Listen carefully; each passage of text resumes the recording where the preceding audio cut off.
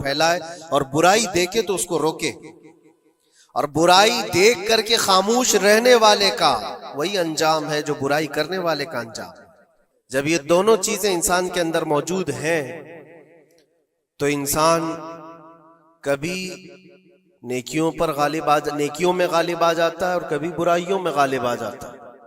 یہ شروع سے معاملہ چلا آ رہا ہے، اور انہی معاملات کو لے کر انبیاء اکرام علیہ السلام بندوں کی ہدایت کے لیے آتے رہے۔ اللہ تبارک و تعالیٰ نے بندوں کو یوں ہی نہیں چھوڑ دیا، بلکہ اپنے پیغمبروں کو بھیجا، اور خیر اور شر کے درمیان تمیز سکھانے کے لیے انبیاء آتے تھے، یہی بتانے کے لیے کہ تم جس راستے پر چل رہے ہو اگر یہ غلط ہے تو غلط اور صحیح ہے تو صحیح۔ اور آخر نبی ہمارے آقا محمد صلی اللہ تعالی علیہ وسلم کے بعد پھر یہ کام امت کے علماء اولیاء انجام دیتے رہے۔ آج جو ضروری بات میں عرض کرنا چاہتا ہوں وہ یہ ہے کہ اسلام کا جو نظام ہے خیر کو پھیلانے کے لیے ہے اور شر کو دبانے کے لیے ہے۔ اسلام پوری طاقت اس پر لگاتا ہے کہ خیر کا نشر ہو، اس کی تبلیغ ہو، اور برائیوں سے لوگ بچیں۔ اور آپ کو پتہ ہے اللہ تعالیٰ نے ہمارا لقب قرآن میں کیا بیان فرمایا؟ کنتم خیر امت، تم خیر امت ہو، یعنی بہترین امت ہو۔ اخرجت للناس، لوگوں میں اللہ نے تم کو سب سے بہترین امت بنایا، لیکن وجہ کیا ہے؟ کس وجہ سے تمہیں خیر امت کہا گیا؟ آگے خود اللہ تعالیٰ قرآن میں فرماتا ہے کنتم خیر امت اخرجت للناس تأمرون بالمعروف وتنہون عن المنکر، تم لوگوں کو اچھائی کا حکم دیتے ہو اور برائیوں سے روکتے ہو۔ یہ ہمارا خاصہ ہے، یہ ہماری اسپیشیلٹی ہے، اچھائیوں کی تعلیم دینا، اس کی ترغیب دینا، اس کی تبلیغ کرنا، اس کو پھیلانا، یہ اسلام کا نظام ہے، اور برائیوں سے روکنا یہ اسلام کا نظام ہے۔ اور خیر امت ہونے کے سبب آپ کو یہ کام کرنا ہی ہوگا۔ لوگ اگر یہ سمجھتے ہیں کہ یہ صرف مولانا لوگوں کا کام ہے یا مبلغ کا کام ہے، مائک ملے گا تو ہی تبلیغ کرے گا، نہیں، ہر مسلمان کی ذمہ داری ہے کہ وہ خیر کو اپنی طاقت کے مطابق لوگوں میں پھیلائے، اور برائی دیکھے تو اس کو روکے، اور برائی دیکھ کر کے خاموش رہنے والے کا وہی انجام ہے جو برائی کرنے والے کا انجام۔ ایک حدیث میں ملتا ہے جبرائیل علیہ السلام ایک بستی پر عذاب نازل کر چکے تھے اللہ کے حکم سے۔ وہ بستی گنہگار تھی بہت، لیکن اس میں ایک نیک بندہ تھا، بہت پرہیزگار تھا، کبھی گناہ نہیں کیا تھا اس نے۔ انہوں نے اللہ کی بارگاہ میں پوچھا جبرائیل نے کہ مولا اس بستی میں ایک نیک بندہ بھی ہے، اس کا کیا کیا جائے؟ اللہ تبارک و تعالیٰ کا حکم جلال تھا کہ اس کو بھی اسی میں تباہ کر دو، عذاب میں اس کو بھی گرفتار کر دو۔ عذاب اس پر بھی آیا۔ جبرائیل علیہ السلام کافی دنوں کے بعد پھر رب تعالیٰ کی بارگاہ میں پوچھتے ہیں کہ اس کا کیا قصور تھا؟ وہ تو تیرا عبادت گزار بندہ تھا، نیکوکار تھا، گنہگاروں پر عذاب آیا، لیکن اس پر کیوں آیا؟ اللہ نے فرمایا وہ نیک تو تھا، لیکن اس کی آنکھوں کے سامنے برائیاں ہوتی تو اس کو کچھ فرق نہیں پڑتا تھا، یہ دیکھتا اور خاموش رہ جاتا تھا۔ تو گناہ کرنے والوں کا اور برائیوں کا اڈا سجانے والوں کا جو انجام ہے وہ دیکھ کر خاموش رضامندی رکھنے والوں کا بھی وہی انجام ہوگا۔ اس لیے امت کی ذمہ داری ہے یہ کہ آپ اپنے ارد گرد اگر برائیاں دیکھیں اور غلط بات دیکھیں تو اس کو روکیں، اور روکنے کی آپ کے پاس جیسی طاقت ہو، زبان سے روک سکتے، زبان سے، ہاتھ سے روک سکتے، ہاتھ سے، یہ دونوں کی طاقت نہیں ہے تو دل میں برا جان کر اس جگہ سے اٹھ جاؤ، اس جگہ کا بائیکاٹ کرو۔ یہ تو کم سے کم کر ہی سکتا ہے انسان۔ ہو سکتا ہے آج کے دور میں ہاتھ کا استعمال تمہارے لیے بہت مصیبت بن جائے، تمہارا اس کے اوپر حکم نہیں چلتا ہو، زبان کا استعمال نہیں کر سکتے ہو، مجبور ہو، تو اس میں کیا مجبوری ہے کہ اپنے دل سے برا جان کر کے اٹھو؟ اور یہ بھی نہیں کرتا تو سمجھ لو کہ ایمان کا آخری حصہ بھی اس کے دل سے چلا گیا۔ ایمان جس کے پاس تھوڑا سا بھی باقی ہے وہ برائیوں کو دیکھ کر کے وہ برانگیختہ ہوگا، اس کی طبیعت برائیوں کو دیکھ کر کے ماننے کو کبھی تیار نہیں ہوگی۔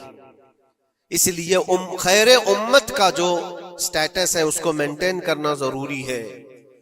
یہی تو بات ہے میرے عزیزو. ہزار طرح کی مصیبتیں آئیں ہم پر، لیکن ہم اس مشن کو نہیں چھوڑ سکتے جو ہمارے ایمان کا حصہ ہے، جو ہمارے ایمان کا حصہ ہے. ہمیں جو برائی نظر آئے گی اس پر بولنا ہم پر واجب ہے، اور اس پر بھی خاموش اور مصلحت کی اور حکمت کی بات کر کے اس کے بہانے سے گوشہ نشین ہو جانا یہ امت کی ذمہ داری نہیں ہے. یہ تو راستہ تلاش کرنے اور بہانے کی بنانے کی ذمہ ایک سوچ ہے. باقی ہر عالم دین ہو، ہر مومن ہو، برائی کو دیکھے تو اس کا اظہار کرے اور لوگوں کو روکنے کی کوشش کرے. ایک بات اور میں بتاؤں، معاشرے میں کچھ سود خور ہیں، کچھ شرابی ہیں، اور ان کے متعلق ایسا ہے کہ وہ اچھا اثر اور رسوخ رکھتے ہیں. ہمارے علاقے میں ایک مرتبہ ایسا ہوا تھا کہ مجھے ایک جگہ تقریر کے لیے بلایا گیا اور کہا گیا پہلے ہی سے کہ یہاں پر سود کا کاروبار زیادہ چلتا ہے، آپ اس پر برائے کرم کچھ نہ بولیں، کیونکہ ہمارے محلے کے بڑے بڑے ذمہ دار لوگ جو ہیں وہ سب اس کاروبار میں مصروف ہیں. آپ سود پر کچھ نہ بولیں، باقی آپ کی ہر تقریر سننے کو تیار ہے. میں نے اس دن قسم کھا لی، پورا 1 گھنٹہ سود پر ہی میں نے بیان کیا. نہیں بلانا اس کے بعد نہ بلاؤ، لیکن ہم سمجھوتا اس بات پر نہیں کرتے کہ تمہاری طبیعت دیکھ کر کے بات کریں، ہم رسول اللہ کی شریعت دیکھ کر بات کریں. ایک عالم دین کا یہ حق ہے کہ وہ برائی کو دیکھے تو اس کا اظہار کر کے منع کرے. مخالفت ہوگی، ہمیں پتہ ہے، برائیاں کرنے والے کریں گے، لیکن یہاں پر ایک بات مجھے یاد آتی ہے، اس بزم میں مقصود ہے اصلاح مفاسد. نشتر جو لگاتا ہے وہ دشمن نہیں ہوتا. ڈاکٹر تمہاری پھوڑی کو اگر کاٹتا ہے چاقو سے تو وہ قاتل نہیں ہے، وہ کلر نہیں ہے، وہ تمہارے جسم سے پھوڑی کو کاٹ رہا ہے، وہ ناسور کو نکال رہا ہے. تمہارے اندر برائی کو اگر ہم روک رہے ہیں، برا تھوڑی دیر کے لیے لگے گا. اسی لیے میں اکثر ایک جملہ کہتا ہوں، بخار کی دوا کڑوی ہوتی ہے، نگل لو تو فائدہ ہے. ظاہر سی بات ہے تمہارے اندر کچھ برائیاں ہیں، اگر ہم نے اس کو کہا، انگلی رکھی، تو ہو سکتا ہے آپ ہم کو علماء کی فہرست سے ہی ہٹا دیں گے، کہیں گے یہ مولانا ہی نہیں ہے، یہ عالم ہی نہیں ہے، کیونکہ طبیعت جلدی کسی کو ایکسپٹ نہیں کرتی. برائیوں سے روکنا ایک بہت بڑی ذمہ داری ہے. جانتے ہیں مکہ مکرمہ میں سارے لوگ حضور پاک صلی اللہ تعالی علیہ وسلم کے ایسے فدائی تھے. اعلان نبوت سے پہلے کی بات کر رہا ہوں، حضور کے اخلاق پر کوئی انگلی نہیں اٹھا سکتا تھا. جتنی اچھائیوں کا حضور نے حکم دیا سب کو وہ ایکسپٹ بھی کرتے تھے، مانتے بھی تھے، لیکن جہاں برائیوں کے لیے روکا کہ یہ غلط ہے، اس کو ایکسپٹ کرنے کو طبیعت نہیں مانتی. اتنے سالوں سے ہم کرتے آ رہے ہیں، ابھی آپ آ کر روک رہے ہیں، یہی تو دشمنی شروع ہوئی. اور ہم یہاں پر اسی بات کے لیے کہتے ہیں کہ یہ اللہ کے نبی صلی اللہ تعالی علیہ وسلم کے فرامین کے مطابق اور قرآن کے مطابق ایک بڑا جہاد ہے. برائیوں سے لوگوں کو بچانا، روکنا اور اپنے نفس کو بچانا، یہی جہاد جس کے متعلق حدیث پاک میں ملتا ہے، رجعنا من الجہاد الاصغر الى الجہاد الاکبر. جو جنگ ہوتی ہے نا آمنے سامنے میدانوں میں، اس کو حضور نے فرمایا یہ چھوٹا جہاد ہے، اور برائیوں سے لڑنا یہ بڑا جہاد ہے. اپنے نفس سے لڑنا جو برائیوں کی طرف ہمیں لے کر کے جاتا ہے، یا برائیوں سے روکنا کسی کو، یہ بڑا جہاد ہے. یہاں پہلوانی دکھانا، ایک دوسرے کو کشتی میں پچھاڑ دینا، یہ تو طاقت کا کھیل ہے، لیکن کسی کو برائیوں سے باز لے کر کے آ جانا، یہ بہت بڑی طاقت کا مظاہرہ کرنا ہوتا ہے، بہت بڑی.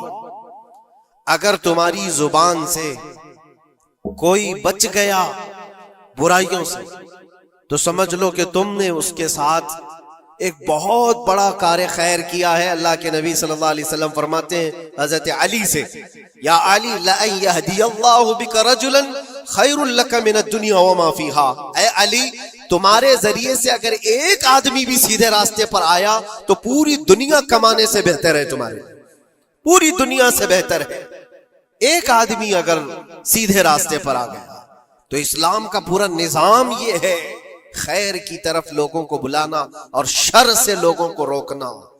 اور یہ ذمہ داری اگر قوم بھولتی چلی جائے گی تو یہ قیامت کی نشانیوں میں سے یہ بھی ہے۔ حضور پاک صلی اللہ تعالی علیہ وسلم نے ارشاد فرمایا، لوگ اچھائیوں کا حکم دینا چھوڑ چکے ہوں گے، برائیوں سے روکنا بند کر چکے ہوں گے، حتیٰ کہ ان کے آنکھوں کے سامنے راستوں پر زنا ایسے ہوگا جیسے گدھے جوڑا کھاتے ہیں، جانور زنا کرتے ہیں، اس طرح سے انسان ان کے آنکھوں کے سامنے کیا کریں گے اور یہ کچھ نہیں کہیں گے۔ یہ طبیعت آتی جائے گی تو یہ قیامت کی نشانیوں میں سے۔ آج یہی حالات تو ہے، لوگ یہ کہتے ہیں کہ ان کا مسئلہ ان کے ساتھ، ہم کیا کہیں ان کے لیے؟ نہیں میرے عزیز، میں جو بات کہہ رہا تھا وہ بیچ میں رک گئی۔ معاشرے میں کبھی سود خور ہوتے، شرابی ہوتے، بہت سارے ہیں، اور غلط کاموں میں وہ ملوث ہیں۔ کیا چیز ہے ان کو توبہ کرنے پر، وہ واپس آنے پر مجبور نہیں کر رہی ہے؟ کون سی چیز ہے جو ان کو ان کے گناہ پر بڑھاوا دے رہی ہے؟ کیا چیز ہے؟ کبھی آپ نے سوچا؟ وہ چیز یہی ہے ہم سب کی۔ معاشرے میں اگر وہ غلط تھا تو ہم نے اس کے ساتھ دوستی ویسی ہی بنائی رکھی جیسے پہلے تھی، اس کو احساس ہونے ہی نہیں دیا کہ تو نے غلط کیا ہے یا غلط کر رہا ہے۔ اس کا ملنا جلنا اٹھنا بیٹھنا سب اچھے لوگوں کے ساتھ ویسے ہی چل رہا ہے، امام صاحب بھی مل رہے ہیں، اس کو سارا ریسپیکٹ ویسے ہی مل رہا ہے، تو وہ یہی سمجھتا ہے میں جو کچھ کر رہا ہوں اچھا کر رہا ہوں۔ اور اگر قوم کی تمام ذمہ دار لوگوں نے ایک بات یہ طے کیا کہ تو یہ غلط کاموں میں ہے، ہم آج سے تیرے ساتھ کوئی تعلق نہیں رکھیں گے، کبھی تیرے ساتھ کسی دعوت میں نہ آئیں گے نہ بلائیں گے۔ اس سے ہوتا کیا ہے؟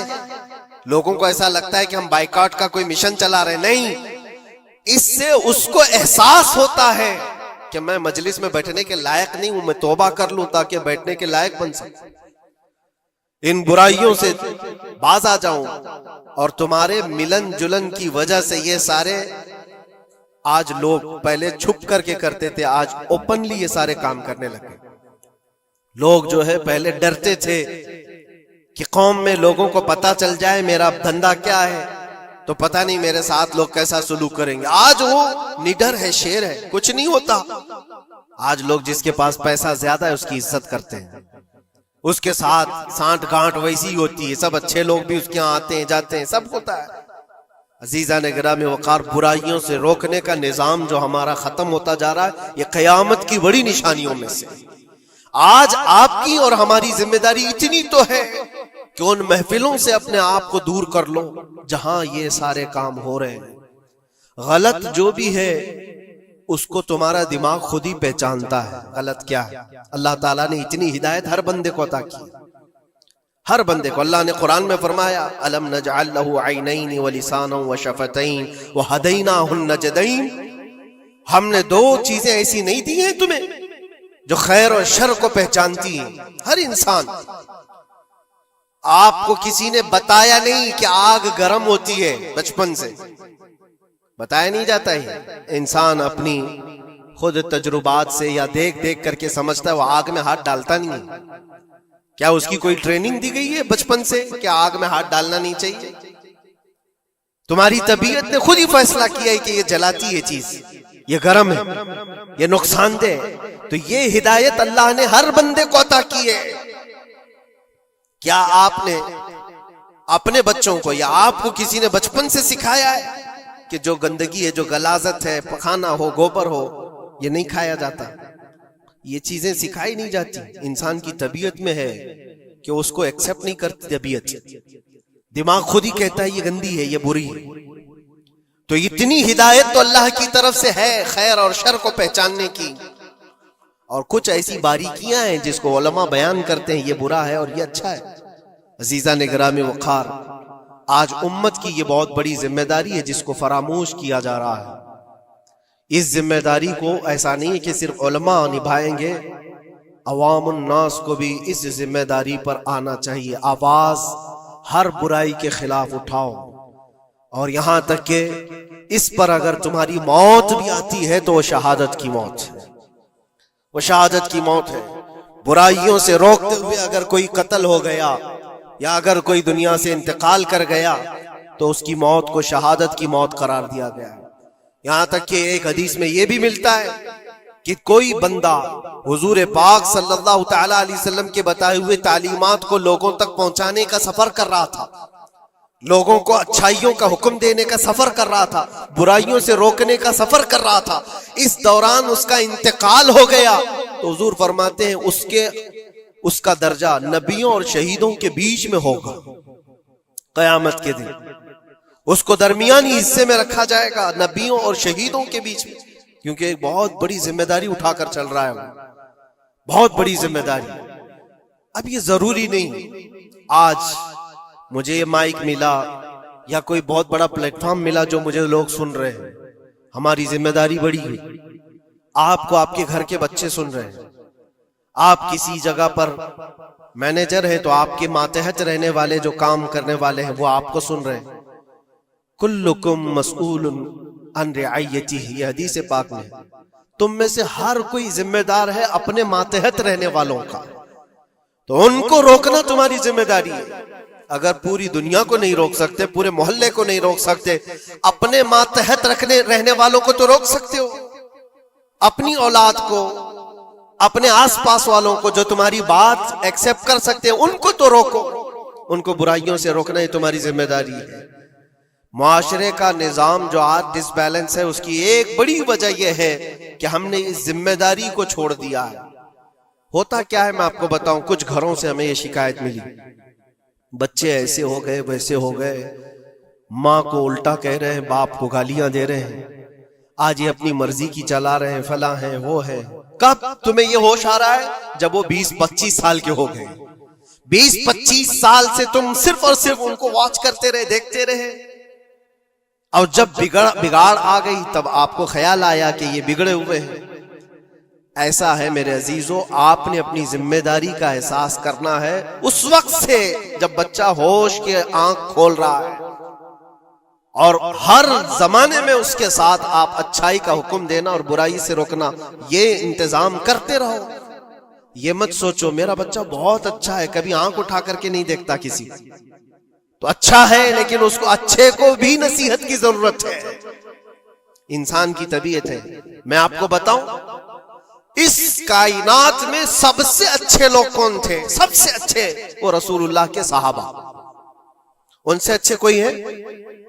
اور یہ ملتا ہے، بزرگوں نے فرمایا قیامت تک جو سب سے اچھے پیدا ہونے والے تھے اللہ نے ان کو چن کر کے رسول اللہ کا صحابی بنایا، سب سے اچھے لوگ تھے وہ، سب سے اچھے۔ لیکن ان سب سے اچھے لوگوں کو بھی رسول پاک صلی اللہ علیہ وسلم 8 دن سے زیادہ گیپ نہیں دیتے تھے، ان کو نصیحت کرتے رہتے تھے۔ جو دنیا کے سب سے اچھے لوگ ہیں ان کو نصیحت کی ضرورت ہے، تو اس بگڑے ہوئے دور میں ہم سب کو کتنی ضرورت ہے، وہ صرف آپ کو نہیں مجھے بھی ضرورت ہے۔ ہم بھی ڈھونڈنے کے لیے نکلتے ہیں کسی مشائخ کے پاس، بیٹھے وہاں پر ان کی نصیحتیں ہمارے دل پر اثر کریں۔